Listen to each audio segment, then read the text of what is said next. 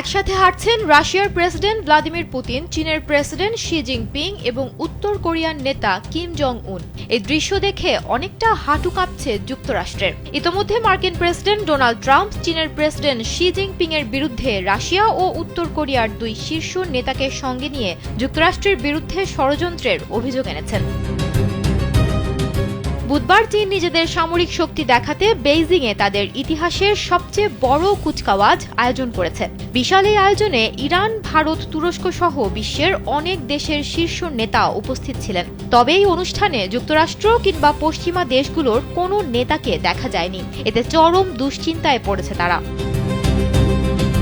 পর্যবেক্ষকদের মতে পশ্চিমা দেশগুলোর অবজ্ঞার জবাব দিতেই এই আয়োজন করেছে চীন। ট্রাম্পের শুল্কনীতি বিশ্ব অর্থনীতি ও রাজনীতিতে আলোড়ন তোলার পর থেকেই চীন যুক্তরাষ্ট্রের পাল্টা ভারসাম্য তৈরি করার চেষ্টা করছে। চীনা প্রেসিডেন্ট শি জিনপিং তাদের ইতিহাসের সবচেয়ে বড় এই সামরিক কুচকাওয়াজে বিশ্বকে শান্তি ও সংলাপের পথে হাঁটার আহ্বান জানিয়েছেন। এ সময় চীনের অগ্রযাত্রা থামানো যাবে না বলেও মন্তব্য করেছেন তিনি।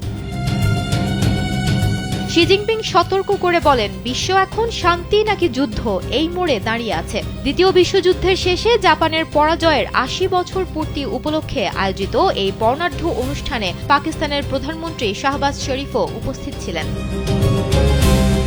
তবে পশ্চিমা কোনো দেশের নেতা এই অনুষ্ঠানে উপস্থিত ছিলেন না। শি জিনপিং এর পাশাপাশি অতিথি হিসেবে কুচকাওয়াজে উপস্থিত ছিলেন ইউক্রেন যুদ্ধের কারণে পশ্চিমাদের চোখে একঘরে হয়ে পড়া পুতিন ও পারমাণবিক কর্মসূচির জন্য সমালোচিত কিম। শি জিনপিং বলেন, আজ মানবজাতি শান্তি নাকি যুদ্ধ, সংলাপ নাকি সংঘাত, পারস্পরিক লাভ নাকি শূন্য সমীকরণের মধ্যে একটির পথ বেছে নেবে। চীনা জনগণ ইতিহাসের সঠিক পাশে দৃঢ়ভাবে দাঁড়িয়ে আছে।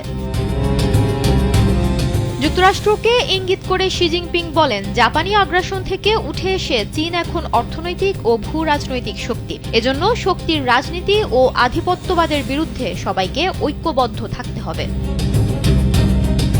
সুমনা মুস্তফা, কালবেলা।